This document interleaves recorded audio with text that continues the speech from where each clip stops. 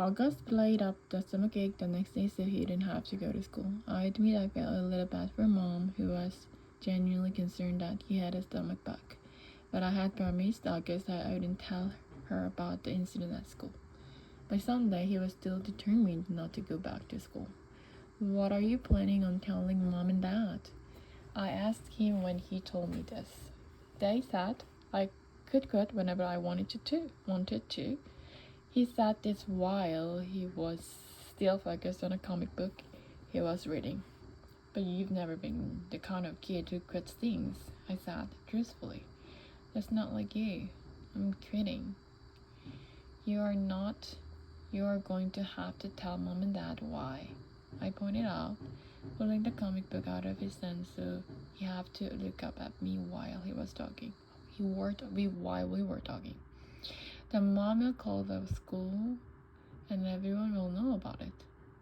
Would Jack get in trouble? I think so. Good. I have to admit, August was surprising me more and more. He pulled another comic book off his shelf and started leafing through it. Augie, I thought, are you really going to let a couple of stupid kids keep you from going back to school? I know you've been enjoying it. Don't give them that power over you. Don't give them the satisfaction. They have no idea I've heard them, he explained. No, I know, but yeah, it's okay. I know what I'm doing. I've made up my mind. But this is crazy, Augie, I said emphatically, pulling the new comic book away from him too. You have to go back to school. Everyone hates school sometimes. I hate school sometimes. I hate my friends sometimes. That's just life, Augie. You want to be treated normally, right? This is normal. We all have to go to school sometimes despite the fact that we have bad days, okay? Do people go out of their way to avoid touching you, Via? He answered, which left me momentarily without an answer. Yeah, right, that's what I thought. So don't compare your bad days at school to mine, okay? Okay, that's fair, I thought. But it's not a contest about whose days suck the most, Augie. The point is, we all have to put up with the bad days. Now, unless you want to be treated like a baby the rest of your life, or like a kid with special needs, you just have to suck it up and go. He didn't say anything, but I think that last bit was getting to him. You don't have to say a word to those kids, I continued. August, actually, it's so cool that you know what they said, but they don't know you know what they said, you know? What's the hack? You know what I mean? You don't have to talk to them ever again if you don't want. And they will never know why, see? Or you can pretend to be friends with them. But deep down inside you know you're not. Is that how you are with Miranda? He asked. No, I answered quickly, defensively. I never faked my feelings with Miranda. So why are you saying I should? I'm not. I'm just saying you shouldn't let those little jerks get to you. That's all. Like Miranda got to you. Why do you keep bringing Miranda up? I yelled impatiently. I'm trying to talk to you about your friends. Please keep mine out of it. You're not even friends with her anymore. What does that have to do with what we are talking about?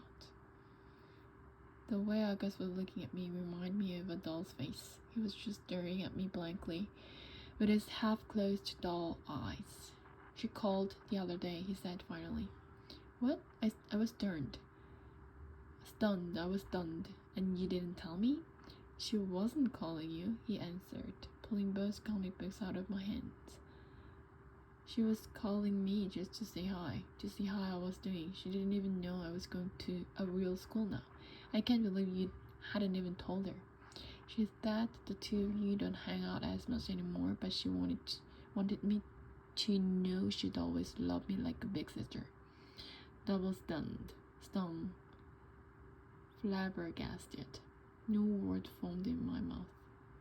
Why didn't you tell me? I said finally. I don't know, she shrugged, opening the first comic book again. Well, I'm telling mom and dad about Jack. Well, if you stop going to school, I answered.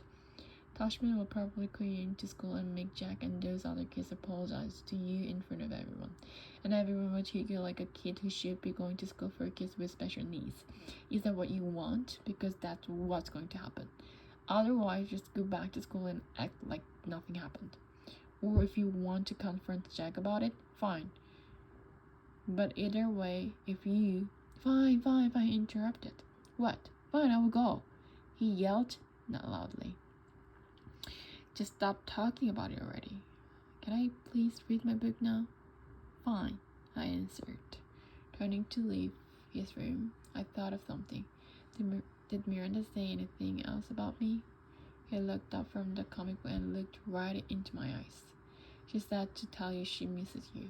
Quote, unquote. I nodded.